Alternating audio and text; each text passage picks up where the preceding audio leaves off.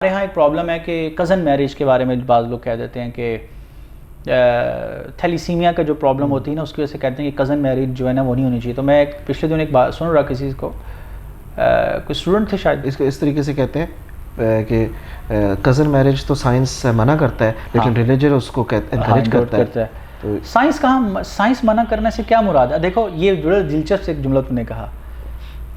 یہ جو اسٹیٹمنٹ ہے نا سائنس منع کرتا ہے، کیا سائنس کوئی ریلیجن ہے؟ سائنس کیا ریلیجن ہے؟ سائنس تو آپ کو کیا، دیکھو دو قسم، ایک ہوتی ہے ڈسکرپٹیو اسٹیٹمنٹ، ایک ہوتی ہے ایویلیویٹیو. مثلا میں نے کہا کہ وکاس تمہارے بال ایسے ہیں، یار وکاس یہ ایک اسٹیٹمنٹ ہے. وکاس تمہارے بال بہت خراب ہیں، تم نے کیوں رکھے؟ یہ اسٹیٹمنٹ ہے. پہلی اسٹیٹمنٹ میں نے صرف ڈسکرپشن دی ہے کہ جو ہے اس کو بیان کیا. تھینک یو، تم نے اپنے دل کی بات بھی بتا. اچھا، دوسری بات یہ کہ میں نے تمہیں، یہ صرف مثال ہے، دوسری بات یہ کہ میں نے کہا کہ یہ بالکل جو ہیں اچھے لگ رہی ہیں، تم ایسے نہیں کرنا چاہیے تھا. یہ ایتھیکل اسٹیٹمنٹ ہے، ایویلیویٹیو اسٹیٹمنٹ ہے. اچھا، دلچسپ بات یہ ہے کہ فلاسفی آف سائنس میں ہم یہ دیکھتے ہیں کہ سائنس صرف ڈسکرپٹیو کام کرتی ہے کہ کیا ہے یہ بیان کرتے گی. یہ بات جو ہے کہ یار اس کی بنیاد پہ ہم اپنی سوسائٹی میں کیا ہونا چاہیے، ought to، یہ جو ought to کی اسٹیٹمنٹس ہوتی ہیں، ought to، ہمارا پولیٹیکل سسٹم کیسا ہونا چاہیے، کیا یہ سائنس کی ڈومین ہے؟ اگر آپ کہتے ہیں یہ سائنس کی ڈومین ہے تو پھر تو آپ اس کو یہ کہہ رہے ہیں کہ سائنس ایک ویلیو لیڈن انٹرپرائز ہے. سائنس کی اپنی ویلیوز ہوتی ہیں، جبکہ سائنس کی کوئی ویلیوز نہیں ہوتی.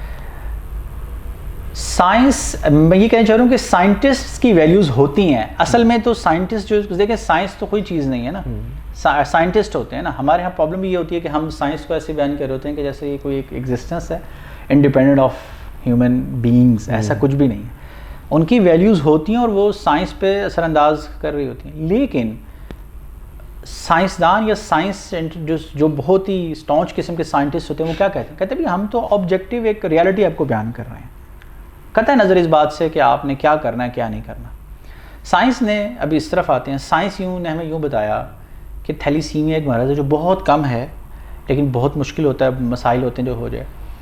جب کزن میرجز ہوتی ہیں اور کزن میرجز میں جو لوگ ہیں جن ہوئی ہیں، اگر وہ ان دونوں میں اگر تھیلیسیمیا رہا ہو ہسٹری میں تو پروبیبلٹی بڑھ جاتی ہے.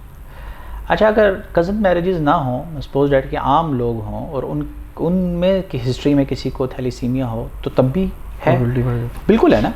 تو سائنس نے ہمیں ڈیٹا دیا، اب اس کی بنیاد پہ ہم نے سوچنا ہے. اب ہم یہ میں یہ کہتا ہوں کہ میں اس سے نتیجہ یہ نکالتا ہوں کہ یار اگر تھیلیسیمیا کسی کی ہسٹری میں ہے، چاہے وہ کزنز ہیں چاہے وہ کزنز نہیں ہیں، یا اگر وہ کزنز ہیں تو خاص طور سے وہ لوگ چیک اپ کرا لیں. لیکن یہ کہہ دینا کہ کزنز میرجز ہمیشہ سے ہی ایسی رہی ہیں، یہ ہسٹوریکل بات بھی ہے. مطلب دیکھو کزن میرجز ہماری تاریخ میں عام طور سے ہی تو ابھی قبائلی نظام ہوتے تھے، ان کے اندر کزنز میں میرجز ہوتی تھی نا. یہ تو اب ہمارے یہاں یونیورسٹیز میں آئی ہیں، لوگ آپس میں لڑکے لڑکیاں اکٹھا پڑھتے ہیں تو بہت عام ہونا شروع ہو گیا کہ لڑکے اپنی مرضی سے شادی کرنے لگ گئے ہیں. ورنہ پہلے جب ایک قبائلی سسٹم ہوتے تھے، لوگ اپنے بہت اسٹرانگ بانڈ سے جڑے ہوئے ہوتے تھے.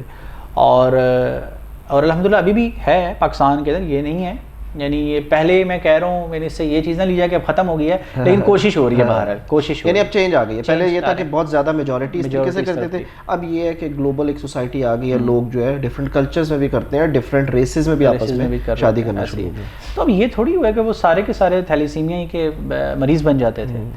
ہمیں آ کے بلا شبہ وہ ان کی یہ دوسری بات یہ ہے کہ لوگوں کے لیے شادی کرنا آسان کام تھوڑی ہے. اب آپ اگر یہ کہہ دیں گے کزن میرجز نہیں کرنی، ایک بندہ ہے، اس کے خاندان میں اس کے ایک بندے کے بھائی کا بیٹا ہے، بہن کے بچے ہیں، وہ پلے بڑھے ہیں، اس نے ان کو دیکھا ہے، یار یہ شریف بچہ ہے.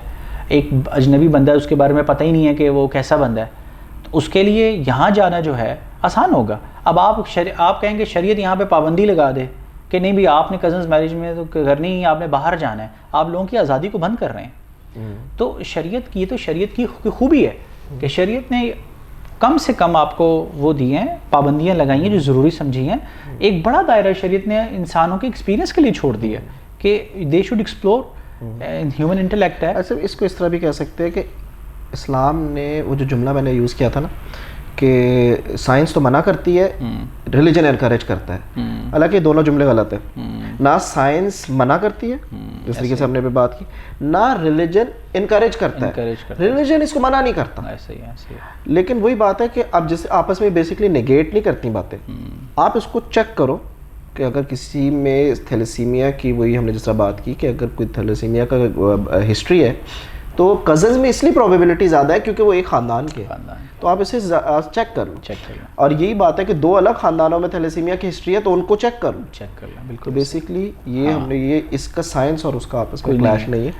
اصل میں تو ہمیں اگر یہ بات کریں یہاں پہ ہمیں یہ پوائنٹ کرنا چاہیے کہ اللہ تعالیٰ نے ٹاپکس کو ٹچ کیا ہے, اس کی جو ڈیپتھ ہے اور اس میں ہم لوگوں نے خود جانا ہے. اور اللہ تعالیٰ نے اللہ تعالیٰ نے صرف بتا دیا کہ یار یہ چیز ایسے ہے, یہ چیزیں پرمیسیبل ہے ایسے ہی. اس کے علاوہ ہم لوگوں نے ایک بیہیویئر ہے اس کو لے کے چلنا ہے. یعنی بیسکلی اللہ نے آسانی پیدا کی ہے, ایسے آسانی پیدا کی ہے. بالکل ایسے ہی. اچھا یہ تو چلو سائنس کی بات ہوگی نا.